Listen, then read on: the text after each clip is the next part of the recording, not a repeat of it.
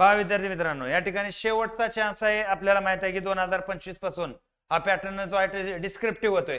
तर ऑब्जेक्टिव्ह एक्झामचा हा शेवटचा चान्स आहे. आणि जर तुम्हाला आता जागा कमी दिसत असल्या तरी लक्षात घ्या, या जागांची संख्या वाढणार आहे, चांगली वाढणार आहे. म्हणजे या ठिकाणी 450-500 पर्यंत ऍड जाती, तुम्ही त्याची काळजी करू नका. तर या उरलेल्या दिवसामध्ये नेमकं कशा प्रकारे आपलं नियोजन पाहिजे की 110 ते 115च्या मार्काच्या मध्ये आपल्याला आपण राहिलं पाहिजे का, तर कट ऑफचे मार्कही असणार आहेत. त्यामुळे शेवटपर्यंत हा व्हिडिओ बघा. एक 10-15 मिनिटाचा हा व्हिडिओ होईल, त्यामध्ये सगळ्या तुमच्या संकल्पना इथं क्लिअर होतील. चला, नमस्कार विद्यार्थी मित्रांनो, मी एमपीएससी चॅलेंजेस अकॅडमी मध्ये प्रथमतः तुमचं स्वागत करतो. आणि आपला जो मुख्य मुद्दा आहे त्या मुख्य मुद्द्याला आपण सुरुवात करूयात की उर्वरित दिवसात आपण काय केलं पाहिजे. मग आता उर्वरित दिवसाचा जर आपण विषय पाहायचा झाला तर आपल्या समोर साधारणतः जर विचार केला तर हे विषय आहेत. आता या विषयामध्ये या ठिकाणी मार्काचं वेटेज खालीवर होत असतं. म्हणजे इथं कंबाईन सारखं ठरवून नसतं की 15च प्रश्न याच्या येतील 20च प्रश्न याच्या येतील. या ठिकाणी तरी ऍव्हरेज धरून चालायचं. पर्यावरण वगळता प्रत्येक विषय 15 प्रश्नाचा आहे. म्हणजे एक मागं पुढं होतं, काही ठिकाणी 20 प्रश्न होतात जसं विज्ञानावरती, बरोबर आहे ना. तर असं होण्याची शक्यता असते, म्हणून इथं 15+ धरून चालायचं आहे. या ठिकाणी लक्षात घ्या. परत खाली कमेंट करू नका मला की गेल्या वेळेस हा विषय एवढ्या मार्काला आला होता. इथं खालीवर सरकतं, हे तुम्हाला मी आधीच क्लिअर करतोय. एका या ठिकाणी एक्झामला 2000 आय थिंक 14ची एक्झाम होती राज्यसेवेची, जवळजवळ 32 प्रश्न फक्त विज्ञानावर विचारले होते. त्यामुळं लक्षात ठेवायचं हे खालीवर होणार आहे. तर या प्रत्येक विषयाच्या संदर्भात आपण काय करायचं, आपल्याला तर माहित आहे हा जो सीसॅटचा पेपर आहे, हा पेपर आहे आपल्याला 200 मार्काचा 80 प्रश्न असणारा हा पेपर आहे. आणि हा क्वालिफाईंग पेपर आहे, म्हणजे इथं 66 मार्क तुम्हाला येणं गरजेचं आहे. तर तुम्ही साधारणतः 2013 पासून ते 2023 पर्यंत एमपीएससी आयोगानं जेवढे सीसॅटचं पेपर घेतलं ना, त्याचे फक्त उतारेवरचे प्रश्न सोडवण्याची प्रॅक्टिस करा. प्रायव्हेट क्वेश्चन पेपर पेक्षा ते करा. का तर 50 प्रश्न, अर्थात तुम्ही जर पाहायचं झालं तर 2.5 मार्काला एक प्रश्न आहे. म्हणजे साधारणतः या ठिकाणी 2.5 मार्काला एक प्रश्न म्हणजे 125 मार्क तुम्हाला निव्वळ उतार्यावर येते. उतार्यावर तुम्ही इथं 66 आणू शकता, बरोबर आहे ना. इथं गडबड करायची काय गरज नाही. 2 तास डोक्यात पेपर आहे, 2 तास सीसॅटचा पेपर चालणार आहे. आणि 2 तासात 50 जरी प्रश्न शांत चित्तानं वाचलं तर खूप मोठा वेळ आहे. त्यामुळे पहिल्यासारखी गडबड करायची गरज नाही की पेपर कव्हर करायचा, गणित बुद्धिमत्ता करायचंय, हे करायचं. डिसिजन मेकिंग तर आहे, तिथं काही निगेटिव्ह मार्क नाही.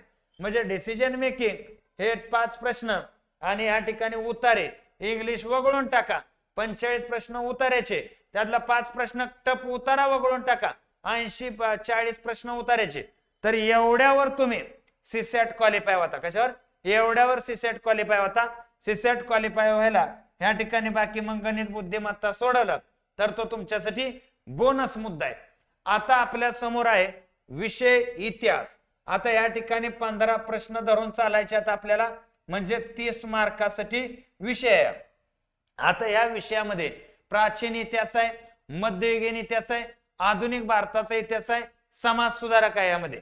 आता या सगळ्यामध्ये आपल्याला माहित आहे आधुनिक भारत आणि समाज सुधारक म्हणजे एकट्या इतिहासाचा जर आपण बोललो तर या ठिकाणी आधुनिक भारत आणि समाज सुधारक ह्याच्यावरती साधारणतः आपण जर विचार केला तर टोटल एक 10 प्रश्न म्हणजे 15 प्रश्न विचारल्यावर 10 प्रश्न ह्याच घटकावर विचारलेल्याचा अनुभव आहे.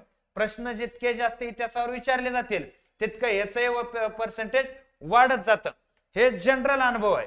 त्यानंतर प्राचीन आणि मध्ययुगीनचा जर आपण मुद्दा पाहिला तर या ठिकाणी दोन्हीचा मिळून या ठिकाणी 5 ते 6 प्रश्न इथं विचारले जातात. आता या संदर्भात इतिहास विषयात शेवटच्या कालावधीत काय काय केलं पाहिजे हा एक भला मोठा प्रश्न सगळ्या विद्यार्थ्यांसमोर उभा राहतो. का तर इथं या ठिकाणी नेमकं एक 15 पैकी साधारणतः 10-11 प्रश्न तर इतिहासाचे बरोबर आणणं आपलं कर्तव्य असतं. मग अशा टायमिंगला या ठिकाणी आता तुम्ही नव्यानं कोणतीच नोट्स वाचू नका. म्हणजे या ठिकाणी आतापर्यंत तुम्ही जे वाचन करताय त्याच्यावरतीच फोकस राहा. नव्यानं कोणतीच नोट्स वाचण्याचा प्रयत्न तुम्ही या ठिकाणी करू नका. आता इथं जर तुम्ही पाहायचं झालं तर इथं प्रिव्हियस इयर क्वेश्चनचा इतिहासाला फारसा फायदा होत नाही. कशाचा? Previous year question. का तर क्वेश्चन काय इतिहासात रिपीट होत नसतो. प्रिव्हियस इयरचा फायदा इथं काय होतो तुम्हाला सांगतो. नेमकं एक कोणता एरिया फोकस करतात, तर फोकस एरिया जो आहे इतिहासाचा प्राचीन मध्ययुगीन, यामध्ये आपण पाहतो धार्मिक आंदोलनावरती निम्मे प्रश्न 2 ते 3 प्रश्न विचारले जातात. राजकीय इतिहासापेक्षा धार्मिक मुद्दा, त्यानंतर आपण पाहतो लेखक वगैरे कालिदास वगैरे असे मुद्दे इथं विचारले जातात. आधुनिक मध्ये मॅक्सिमम फोकस महाराष्ट्रावर ठेवलेला आपण पाहायला मिळतो. समाज सुधारक असेल किंवा राजकीय भाग असेल तर त्या संदर्भात तुम्ही तयारी करा की महाराष्ट्रावर फोकस राहू द्या इथं, आधुनिक भारतावरती आणि समाज सुधारकावरती. आणि प्राचीन आणि मध्ययुगावरती जर तुम्हाला फोकस करायचा असेल तर ते धार्मिक आंदोलन आणि कोणती या ठिकाणी रचना कोणी केलेली आहे आणि त्या रचनेचा अर्थ काय होता. म्हणजे या ठिकाणी आपण पाहतो की पुष्पमित्र शुंग जो आहे, मला वाटतंय पुष्पमित्र शुंगच का, की त्याच्या मुलाच्या बद्दल वर्णन केलेलं होतं कालिदासांनी. तर नेमकं त्याचं नाव काय होतं, मल्लिका अग्निमित्रम. या ठिकाणी तो कोणी लिहिलेला आहे, कुणाची लव्ह स्टोरी, असा प्रश्न होता. म्हणजे एखादा धर्मग्रंथ ज्यावेळेस विचारले जातील तर याच्यावर असा फोकस करावा लागेल. बाकी मग या ठिकाणी महाजनपद त्याचा क्रम लक्षात ठेवा, वाकाटकाचा क्रम लक्षात ठेवा, राष्ट्रकुटाचा क्रम लक्षात ठेवा. इतकं राहिलेल्या दिवसात जाडून पुसून करू नका. जनरल वरवरनं केलं तरी ते चालतंय, पण जे मी सांगतोय की आधुनिक भारत आणि समाज सुधारकावरती फोकस महाराष्ट्र आणि प्राचीन मध्ययुगावरती फोकस धार्मिक आंदोलन आणि कुणाची रचना काय होती ती. कळाले? क्लिअर. आता पुढचा विषय तुमचा म्हणजे हा भूगोल. आता भूगोल मध्ये जग आहे, भारत आहे आणि महाराष्ट्र आहे. हे जगाचे 3 भाग आहेत मोठे, आपल्याला माहित आहे. आता इथे ज्यावेळेस 15 प्रश्न विचारले जातील त्यावेळेस यामध्ये 6 ते 7 प्रश्न महाराष्ट्रावर आहेत आणि 4 ते 5 प्रश्न भारतावर आहेत आणि 3 ते 4 प्रश्न जगावर विचारले जातात. आता यामध्ये तुम्हाला सांगतो जगावर प्रश्न म्हणजे भूगोल विषयाचा जर तुम्हाला मुद्दा पाहायचा असेल तर ही पीडीएफ तुम्हाला मी टेलिग्रामला टाकणार आहे. टेलिग्रामला तुम्ही बघून घ्या ही पीडीएफ. तर या भूगोल विषयामध्ये ना जगावरती प्रश्न विचारताना हे प्राकृतिक भूगोल फोकस करतात. प्राकृतिक भूगोल म्हणजे लक्षात घ्या, पृथ्वीच्या निर्मितीचा जो मुद्दा आहे, वाऱ्याच्या निर्मितीचे जे मुद्दे आहेत त्यावरती मॅक्सिमम फोकस आहे. इथं हा नव्हे की या ठिकाणी एखाद्या देशाची लोकसंख्या आणि त्याचं ती दुनियादारी, असं नाही. जगाच्या इतिहासात आणि भारताच्या भूगोलमध्ये या ठिकाणी प्राकृतिक आणि या ठिकाणी बघा लक्षात घ्या, प्राकृतिक आणि राजकीय हे 2च टॉपिक मोठे आहेत. एवढाच भूगोल भारताचा करा आणि महाराष्ट्राचा मात्र सगळाच भूगोल तुम्ही करा. राजकीय करा, प्राकृतिक करा, त्याच्याबरोबर या ठिकाणी आपण पाहतो वनसंपदेचा करा, नदी प्रणालीचा करा, हा मुद्दा सगळा करा. पण भारतामध्ये प्राकृतिक आणि राजकीयवरती फोकस करा. महाराष्ट्रामध्ये A to Z सगळे चॅप्टर करा, का तर त्याचा फायदा तुम्हाला कंबाईनला होतो.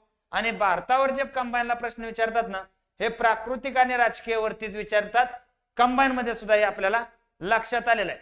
आता तुमच्या जर ही सुरुवात असेल राजकीय म्हणजे काय, त्यात काय असतं, प्राकृतिक म्हणजे त्यात काय असतं, तर त्याच्यासाठी आपल्याला सेपरेट लेक्चर घ्यावं लागेल. एवढं या ठिकाणी मी तुम्हाला मागच्या वेळेस विचारलेले प्रश्न आहेत त्यावरनं एक अंदाज लावून चांगल्या रीतीने सांगू शकतो. हा मुद्दा इथं लक्षात घ्या. आता बघा पुढचा विषय आपल्या समोर आहे अर्थशास्त्र. आता अर्थशास्त्र जर विषय आपण पाहायचा झाला तर अर्थशास्त्र राज्यसेवेचं आणि अर्थशास्त्र कंबाईनचं. तर या अर्थशास्त्र राज्यसेवेमध्ये आपल्याला आतापर्यंत जो अनुभव आलेला आहे 15 प्रश्न जर विचारले तर या ठिकाणी तुम्ही सस्टेनेबल डेव्हलपमेंट गोल, बघा मी टॉपिक सांगतोय, 15 पैकी 10 ते 11 प्रश्न या चॅप्टर वरती येतात, हे तुम्हाला मी आवर्जून सांगतो राज्यसेवेसाठी. त्यानंतर यातलाच मिलेनियम डेव्हलपमेंट गोल बघा हा चॅप्टर. त्यानंतर गरिबी, त्यानंतर आपण पाहतो गरिबी अर्थात दारिद्र्य म्हणायला, गरिबी म्हणण्यापेक्षा दारिद्र्य सोयीस्कर होतं. त्यानंतर बेरोजगारी, बेरोजगारी आणि याला लागून पुढचा बघा राष्ट्रीय उत्पन्न, ह्याच्या संदर्भात तज्ञ लोकांचं मत, इंटरनॅशनल लेवलची मत आणि सगळेच इंडेक्स, ह्युमन डेव्हलपमेंट इंडेक्स असेल, या ठिकाणी आपण पाहतो जे जे इंडेक्स दिसतात हे सगळे इंडेक्स तुम्हाला वाचून घ्यायचे आहेत. आणि ह्याच्या बरोबर योजना नावाचा चॅप्टर. हे बघा तुम्ही पेपर झाल्यावर मला सांगा की या चॅप्टर वरतीच तुम्हाला 10 ते 11 प्रश्न दिसतील आणि ह्याचे जर PYQ सोडवत बसले तर या ठिकाणी तुम्हाला लक्षात येईल की हे चॅप्टर ह्याचे करंट अफेअर सुद्धा हे विचारतात. चॅप्टर हेच पण करंट अफेअर पण ह्याच्याशीच रिलेटेड विचारलेले असतात. आता लक्षात घ्या सार्वजनिक वित्त, त्याच्या संकल्पना, महसूल तूट म्हणजे काय, अर्थसंकल्पीय तूट म्हणजे काय, CRR म्हणजे काय, बँकिंग SLR म्हणजे काय, अशा गोष्टीवर राज्यसेवा घुसत नाही का. तर या ठिकाणी आपण याला शाश्वत विकासाचा जो मुद्दा आहे त्याच्याशी रिलेटेड जे चॅप्टर आहेत ह्या चॅप्टरवर फोकस आहे. त्याच्याबरोबर बजेट हा करंटचा मुद्दा आहे, तोही तुम्ही डोक्यात ठेवून चालायचा आहे. हा विषय इथं लक्षात ठेवा. हे चॅप्टर तुम्ही उर्वरित दिवसामध्ये मी फोकस चॅप्टर सांगतोय की जेणेकरून हे चॅप्टर प्रायोरिटीने करा की या चॅप्टर वरती तुम्हाला जवळजवळ 100-105 पर्यंत स्कोर येईल आणि पुढचा स्कोर आणायचा आहे ते तुमचं स्किल झालं. काय झालं? स्किल झालं. आता पुढचा मुद्दा जर आपण पाहायचा झाला चालू घडामोडी, आता याला आकाश ठेंगणं म्हणतात.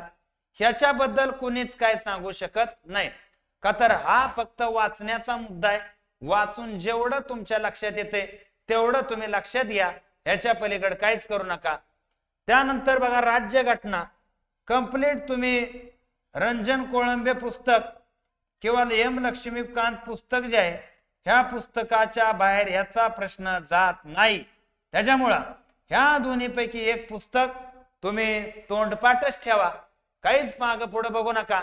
आणि प्रिव्हियस इयर क्वेश्चन बघा की राज्यघटना नेमकी कशा प्रकारे, प्रश्न आपण वाचतो सगळे आर्टिकल पण फसवाफसवी नेमकी कुठं होती ते तुमच्या तिथं लक्षात येईल. त्यानंतर विज्ञान, विज्ञानासाठी तुम्हाला सांगतो या ठिकाणी सारखा फोकस जर पाहायचा झाला तर विज्ञानावर फोकस जास्त आहे.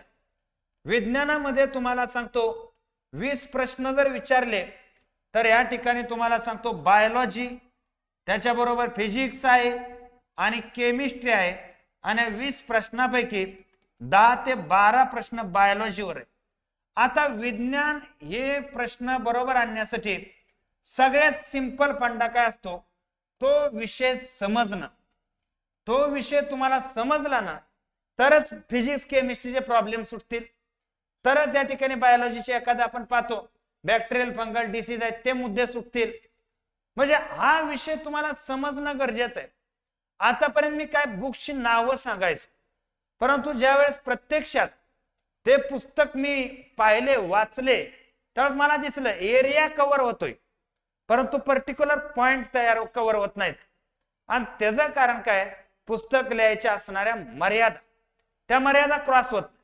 आणि म्हणून हा विषय तुम्हाला सांगतो 8वी 9वी 10वी आणि 11वीचं बायोलॉजी या ठिकाणी ही पुस्तकं तुम्हाला प्रॉपर समजणं गरजेचं आहे.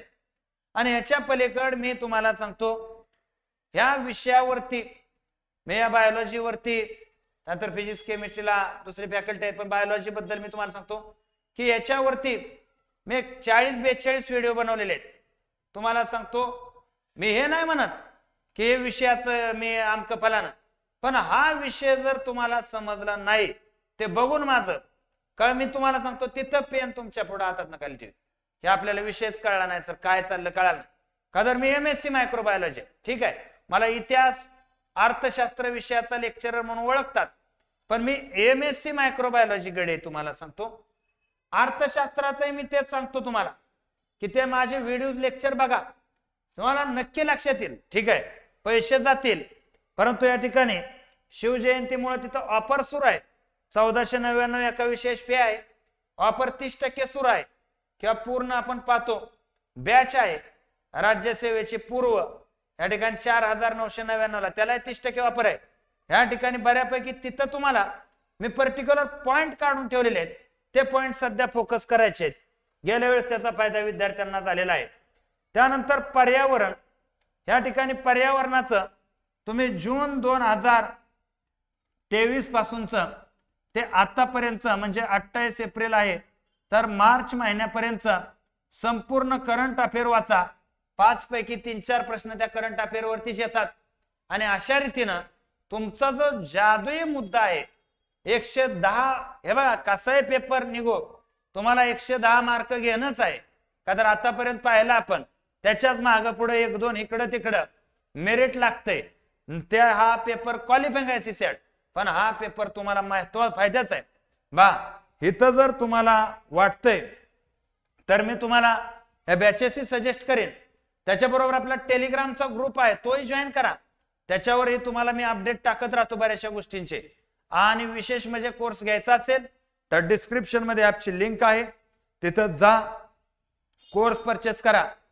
आणि बाकी सगळे माझे इकॉनॉमिक्स म्हणा, हिस्ट्री म्हणा, विज्ञान म्हणा, सगळ्याचे डेमो युट्यूबला आहेत, चेक करा तुम्ही. तेवढ्यातून तुमच्या लक्षात येईल की मी जे सांगतोय, का तर हे जे 3 विषय आहेत, इतिहास 15 प्रश्न धरून चाला. या ठिकाणी एकंदरीत अर्थशास्त्र 15 प्रश्न, 30 प्रश्न झाले. आणि विज्ञानामध्ये आपण 20 प्रश्न, आता हे झाले 50 प्रश्न, म्हणजे 100 मार्क. या ठिकाणी 100 पैकी फिजिक्स केमिस्ट्री आता फॅकल्टी दुसरे आहेत, चांगले आहेत, त्यामध्ये काय डाऊट नाही. पण जे माझ्याकडे येतंय सगळा पोर्शन हा, तिथं तुम्हाला सांगतो मी तुम्हाला 90% अॅक्युरेसी मध्ये ठेवणार. किती टक्के? 90% अॅक्युरेसी मध्ये ठेवणार. बरं, ते तुम्ही लेक्चर बघून ठरवू शकता. काय लेक्चर बघून ठरवू शकता, काय डाऊट नाही, काय हरकत नाही. तर या ठिकाणी एवढंच मला सांगायचं होतं, ते तुम्हाला कळालं असेल. उर्वरित दिवसात काय करायचं तर या ठिकाणी मी थांबतो. जय हिंद, जय महाराष्ट्र.